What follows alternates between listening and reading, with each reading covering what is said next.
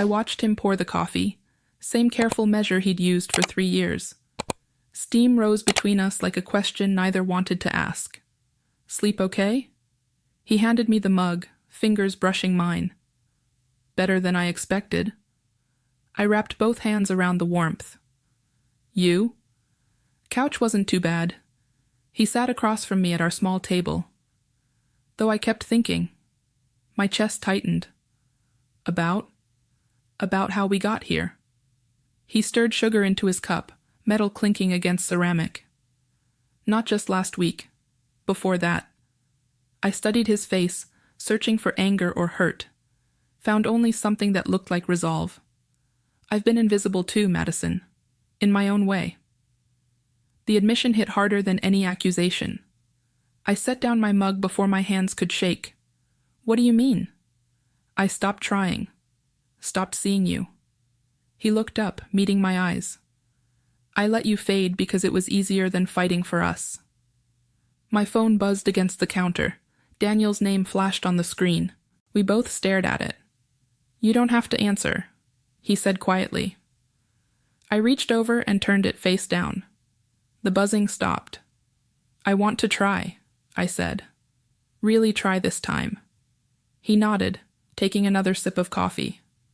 Then we start with honesty, no matter how much it hurts. The phone buzzed again. This time I didn't even look. We decided to grocery shop together. Such a simple thing, but it felt like learning to walk. What about pasta? I held up a box of penny. Sure. He pushed the cart closer. The kind with the mushroom sauce you like? I paused. When had he last noticed what I liked? You remember that? I remember everything about you, Madison. I just stopped saying it out loud. We moved through the aisles like strangers finding common ground. He picked up ingredients for the dinner he used to make when we were dating. I added the wine we'd shared on our 2nd anniversary. This feels strange, I said as we waited in the checkout line. Good strange or bad strange? Like we're pretending to be people we used to be. He loaded groceries onto the belt. Maybe we're just remembering who we could be. At home we cooked side by side. His shoulder bumped mine as he reached for the salt. I caught myself leaning into the contact instead of pulling away. Can you dice these? He handed me an onion. My eyes will water. I'll get you tissues. Such a small promise. But he kept it, appearing with a box when the tears came. Not from the onion. We're going to be okay, he said, thumb brushing under my eye. How can you be sure? Because we're both here. That's more than we had yesterday. The envelope arrived Tuesday morning, slipped under our apartment door while we shared breakfast, my name written in Ethan's angular handwriting. My husband saw it first, handed it to me without a word. Inside, hotel stationery. Expensive paper that felt wrong in my hands. Madison, we need to talk. All of us. Tonight. 8 p.m., Meridian Hotel Bar. Don't bring him. Some conversations require privacy. E. I read it twice, then passed it across the table. His jaw tightened as he scanned the words. They don't waste time. I'm not going. You sure about that? The question stung because it was fair. A week ago, their confidence would have pulled me like gravity. I'm sure. He folded the letter, creased it sharp. What if they keep pushing? Then we deal with it together. Together. He tested the word like he was learning its weight. I liked the sound of that. You're not angry? Oh, I'm furious. His voice stayed level, but his knuckles went white around his coffee cup. But not at you, not anymore. At them? At all of us, for letting it get this far. The clock showed 7:30 p.m. when he stood up, grabbed his jacket. Where are you going? To tell 3 men that my wife won't be joining them tonight? He kissed my forehead. Or any other night. You don't have to. Yes, I do. This is what fighting for us looks like. He returned an hour later, collar loosened, looking like he'd walked through a storm. How did it go? I asked from the couch. About as well as you'd expect. He sat beside me, close enough that our knees touched. Daniel called you a tease. Ethan suggested you were having second thoughts. Nick just laughed. My face burned with shame. What did you say? That my wife made her choice. And so did I. Which is? You. Us. Whatever that looks like going forward. I turned to face him fully. Even after what I did? Because of what you did. His answer surprised us both. You could have kept lying. Could have let me live in ignorance while you figured out what you wanted. That would have been kinder. No, it would have been easier. He reached for my hand. There's a difference. We sat in silence, his thumb tracing circles on my palm. I need to tell you something, I said, about why it happened. You don't owe me. Yes, I do. I pulled my hand free, needing the distance to get the words out. I felt invisible, in our marriage, in my own life. They saw me in a way you hadn't in months. He absorbed this like a physical blow. You're right, he said finally. I stopped looking. We both did. My phone rang from the kitchen counter, Nick's name this time. Third call today, I said. Answer it. What? Answer it. Tell them yourself. I walked to the kitchen, picked up on the final ring. Madison. Nick's voice smooth as whiskey. Missed you tonight. I won't be missing anything again. Come on. We both know you're not happy. I hung up, turned off the phone completely. When I returned to the couch, my husband was smiling. Feel good? Terrifying. But yes. Thursday brought another message. This one slipped under our door during lunch. Ethan again, more insistent. One drink, one conversation. Then we'll respect whatever you decide. But you owe us that much. I crumpled the paper, threw it toward the trash. Missed. They're not going to stop, I said. My husband picked up the letter, smoothed it flat. No, they're not. So what do? We make a choice that sticks. He looked at me steadily. All the way. No looking back. What does that mean? It means we move. The words hung in the air between us. Move where? Portland. I got offered a transfer last month. Turned it down because I thought you'd hate leaving your job. You never told me about it. I never told you a lot of things. He sat on the couch arm. New city, new start, no ghosts following us around. I thought about my office, my routine, the coffee shop where I'd imagined different lives. What about your friends? What about them? Real friends don't put you in impossible situations. It's a big change. So was what happened last week. So was telling me the truth. He reached for my hands. Madison, I'm asking you to choose, not just today, but every day going forward. Choose us. I looked around our apartment. 3 years of careful distance, polite conversations, parallel lives. When would we leave? 2 weeks if you say yes. And if I say no? Then we stay and keep fighting the same fights until one of us gives up. I picked up the crumpled letter, tore it into pieces. Yes. Moving boxes filled our apartment like promises we might actually keep. 2 weeks collapsed into a blur of packing tape and second chances. Last load, my husband said, carrying the final box to the door. I stood in our empty living room, phone in my hand. 17 missed calls over the past 2 weeks. I'd stopped counting the messages. Ready? He asked. Almost. I scrolled through my contacts, found Daniel's number, deleted it, then Ethan's, then Nick's. Now I'm ready. The drive to Portland took 6 hours. We talked more in that car than we had in the previous 6 months. About work, about dreams we'd stopped sharing, about the apartment we'd chosen together online. Nervous? He asked as we crossed the city limits. Terrified, I admitted, but not about the move. About us? About whether we can actually do this. Be different people. He reached across the console, took my hand. We're not different people, Madison. We're just finally being honest about who we are. Our new apartment sat on the 3rd floor of a converted warehouse, windows facing west toward mountains I'd only seen in pictures. Sunlight streamed across hardwood floors that had never heard our careful silences. "Coffee?" he asked, unpacking the machine first thing.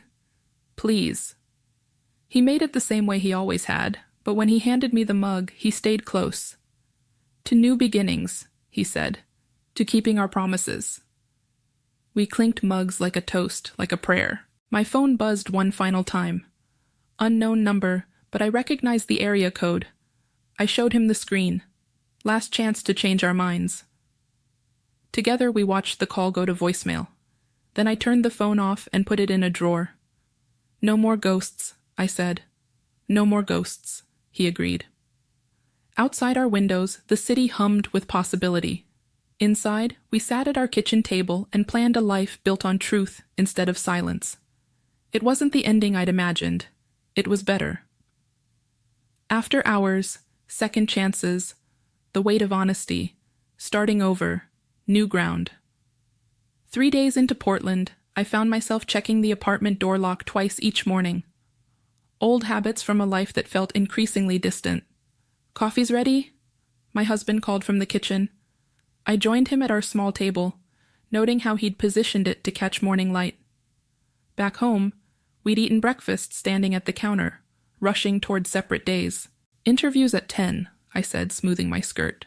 "Marketing director position." "Nervous?" "Excited." The word surprised me. When had I last felt excited about work? "What about you? First day at the new office?" "Looking forward to it." He handed me my mug, steam rising between us. Fresh start for both of us. The timestamp on my phone showed 8:15 a.m. Pacific time. 2 hours behind our old life, though the distance felt much greater. "We should explore the neighborhood tonight," I suggested. "Find a decent restaurant. Or cook together, like we used to." "When did we used to cook together?" He paused, considering. "Before we stopped trying. Before we got careful with each other." I reached across the table, touched his wrist. "No more being careful." "Promise?" "Promise." But as I walked to my interview, I wondered if some caution might be necessary. Not about our marriage, but about believing change could happen this quickly. 3,000 miles didn't erase 3 years of distance overnight. Still, when I passed a coffee shop that reminded me of our first apartment, I didn't think about what I'd lost. I thought about what we might build. 2 weeks in, we'd established patterns that felt almost foreign in their simplicity. He cooked dinner while I set the table. We talked about our days without editing ourselves first. "Got the job," I announced, hanging my jacket on the hook he'd installed that morning. "The marketing position?" He turned from the stove, wooden spoon in hand. "They want me to start Monday, full creative control over the Northwest campaign." His smile reached his eyes. "That's incredible, Madison. You deserve this. It means late nights sometimes, travel to Seattle. We'll figure it out." No hesitation, no subtle resentment. Just acceptance that my success belonged to both of us. "There's something else," I said. "Sarah, the creative director, invited us to a dinner party Saturday. Her house. New friends already?" "She seems genuine, but they'll ask questions. About us. About why we moved." He stirred the pasta sauce, considering. "What do you want to tell them?" "The truth. That we needed a fresh start." "Not the whole truth." "No, just enough." We ate dinner by the window, watching Portland's skyline light up as darkness fell. Somewhere in those distant buildings, people were making the same choices we'd made. Some would survive them. Others wouldn't. "Do you miss anything?" I asked. "About before?" "I miss who we were when we first met, but I like who we're becoming better." Sarah's dinner party occupied a converted loft in the Pearl District, all exposed brick and carefully curated art. 8 couples, wine glasses catching candlelight, conversation flowing like a well-rehearsed performance. "So what brought you to Portland?" asked Marcus, Sarah's husband. "Career move?" My husband and I exchanged a look. We'd practiced this. "Both of us needed a change," I said. "New opportunities." "From Chicago, right?" said Jennifer, a photographer whose camera equipment dominated one corner of the room. I love Chicago. What neighborhood? Lincoln Park. My husband replied smoothly. Great city, but we wanted something different. The questioning continued through appetizers and into the main course. Nothing invasive, just the natural curiosity of people getting to know newcomers. But each answer felt like a small performance. You two seem really connected, observed Sarah during dessert. How long have you been married? 3 years, I said. Still in the honeymoon phase, added Jennifer with a laugh. Wait until year 5. Actually, my husband said, reaching for my hand, we're just learning how to be married. Took us a while to figure it out. The honesty in his voice caught me off guard. Not the whole truth, but not a lie either. Later, walking to our car, I asked, Think they bought it? Think it matters? Probably not, but I want them to like us. They will, because we're finally people worth liking. 3 weeks into the job, I stayed late finishing campaign mock-ups. The office emptied around me, leaving only the hum of computers and the distant sound of traffic. My phone buzzed. Text from my husband. Dinner's in the oven. Home when you're ready. No pressure, no passive-aggressive timing questions. Just support. But as I stared at my designs, doubt crept in like fog off the Columbia River. Were we really different people, or just playing different roles? Had we changed, or merely changed locations? Sarah knocked on my office doorframe. Burning the midnight oil? Trying to get these right. She studied the layouts over my shoulder. These are brilliant, Madison. You have instincts I've never seen. Thank you. Can I ask you something personal? My stomach tightened. Sure. You and your husband. You moved here for a fresh start, didn't you? Not just career-wise. I met her gaze. What makes you say that? The way you look at each other, like you're still figuring each other out, like you're grateful. Maybe we are. Good for you. Most couples just coast until they crash. Driving home through Portland's rain-slicked streets, I wondered if Sarah was right. Were we grateful, or just scared of crashing again? At home, I found dinner waiting, and my husband reading on the couch, bookmarked to save his place. How'd it go? He asked, pulling me down beside him. Sarah thinks we look grateful. Are we? I don't know. Should we be? He closed his book, turned to face me fully. Madison, what are you really asking? Are we different, or just pretending to be different? Does it matter as long as it works? The envelope arrived on a Thursday, forwarded from our old address. No return label, but I recognized Ethan's handwriting immediately. My hands shook as I opened it in our kitchen, the timestamp on the microwave reading 6:47 p.m. Madison, found your new address through mutual friends. Portland's nice, but running doesn't solve everything. We're in town for a conference next week. Dinner? You know you want to. E. My husband walked in as I was reading, saw my face, saw the letter. Them? He asked quietly. I handed him the paper, watched his jaw tighten as he read. When? He said. Next week sometime. They're at a conference. He folded the letter precisely, set it on the counter between us. What do you want to do? The question hung in the air like a challenge. 6 months ago, I might have felt flattered by their persistence. 3 months ago, I might have been tempted. Now I felt only exhaustion. I want to throw this away and pretend it never came. But they'll keep trying. They think this is a game. What if we make it clear it's not? How? He picked up his phone, scrolled through contacts. I still have Daniel's number. You want to call them? I want to end this. Permanently. He dialed before I could object. Put it on speaker. Well, Daniel's voice filled our kitchen. The husband calls. Madison there? She's here, my husband said. We both are. Good. Tell her Ethan's serious about dinner. Portland's got some great restaurants. Tell Ethan, my husband replied evenly, that my wife won't be joining you. Not for dinner, not for anything. Ever. Silence on the line. Come on, man. She's a grown woman. Let her decide. She already did. We both did. Don't contact us again. He hung up, turned off his phone completely.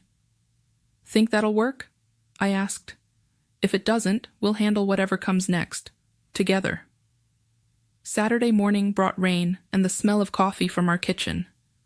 I found my husband at the table, newspaper spread before him, looking more relaxed than I'd seen him in months. Sleep well? I asked, pouring myself coffee from the pot he'd made. Better than I have in years. No regrets about yesterday? None.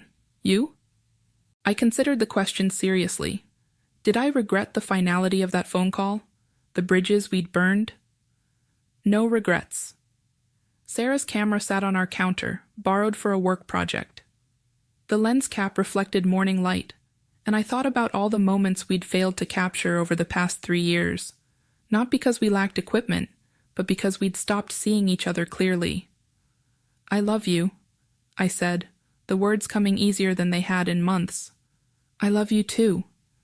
Not grateful love, not careful love, just love. He looked up from his paper, smiled the smile I'd fallen for 4 years ago. Just love, he agreed. My phone buzzed with a text. Sarah, asking about lunch plans. Real friends making real plans in our real life. Want to grab lunch with Sarah and Marcus? I asked. Absolutely. We finished breakfast together, talking about weekend plans and next week's work schedule. Normal conversations between people who'd chosen each other, not once in a moment of desperation, but daily in small decisions. Outside, Portland hummed with Saturday energy. Inside, we'd built something worth keeping.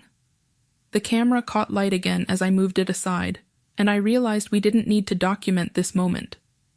We were living it, fully present, finally home. Not because of the city or the apartment or the distance from our past, but because we'd learned the difference between running away and moving forward.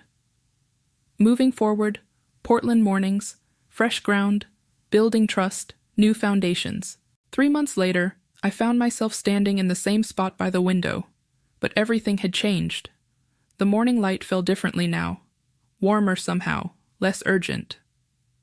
Maya was at the kitchen counter, grinding beans for our second pot of coffee, a ritual we'd developed without discussing it. The sound had become as much a part of our Saturday mornings as the rain that still drummed against the glass. The Hendersons want to meet for dinner next week, she said, not looking up from the grinder. Apparently, they've been telling everyone about our charming young couple energy. I laughed, remembering our elderly neighbors who'd adopted us the moment we'd helped them carry groceries up 3 flights of stairs. Did you tell them we're not actually that young? I figured we'd let them keep their illusions. Maya's smile was different now, less guarded, more present. Besides, Mrs. Henderson makes a mean lasagna. The apartment had filled itself around us gradually, not with the desperate accumulation of stuff that had marked our old place, but with things that mattered. Books we actually read, scattered across surfaces like evidence of lazy afternoons. Plants that Maya had somehow kept alive despite her previous track record. A couch we'd found at an estate sale, worn leather that told stories we'd never know but felt comfortable inheriting. My phone buzzed. A text from Alex back home. The old me would have felt that familiar tug, the gravitational pull of drama and unfinished business. Now I read his message about some mutual friend's latest crisis, and felt only a mild curiosity, the way you might feel about a movie you'd walked out of halfway through. Everything okay? Maya asked, settling beside me with 2 mugs. Just Alex being Alex. I pocketed the phone without responding.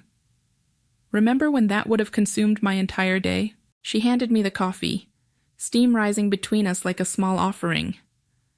I remember when everything consumed your entire day. It wasn't an accusation, just an observation. We'd gotten good at those. The kind of honest noticing that built trust one small truth at a time. Maya had her own version of it, the way she used to disappear into work for days at a time, emerging hollow-eyed and defensive. Now she set boundaries, left her laptop closed on weekends, Let herself be bored enough to discover what she actually wanted to do with empty time. I've been thinking about the photography thing, I said, settling into the couch's familiar embrace. Not as a career change or anything dramatic. Just for us. For this. Maya tucked her legs under her, studying my face. What changed your mind? I realized I was trying to capture moments instead of creating them. Like I was always preparing for when this would be over, when I'd need the proof that it had been real. The rain picked up, creating a percussion against the windows that made the apartment feel even more contained, more ours. Outside, Portland continued its Saturday dance, but we'd learned to exist within it rather than despite it. The city had stopped feeling like a hiding place and started feeling like home. Maya reached for my hand, her fingers warm from the coffee mug. So, what do we do with all this presence we've been practicing? I don't know, I admitted, and for once the uncertainty felt like possibility rather than threat. Maybe we just keep showing up. She squeezed my hand, and I felt the weight of all the small choices that had brought us here. Not the dramatic gestures or grand declarations, but the daily decision to stay, to try, to believe that moving forward was different from running away. The coffee was perfect, strong enough to cut through the gray morning, but not bitter. Maya had finally figured out the ratio, another small victory in our collection of small victories. We sat there as the rain continued, present and unafraid, building our life one Saturday morning at a time.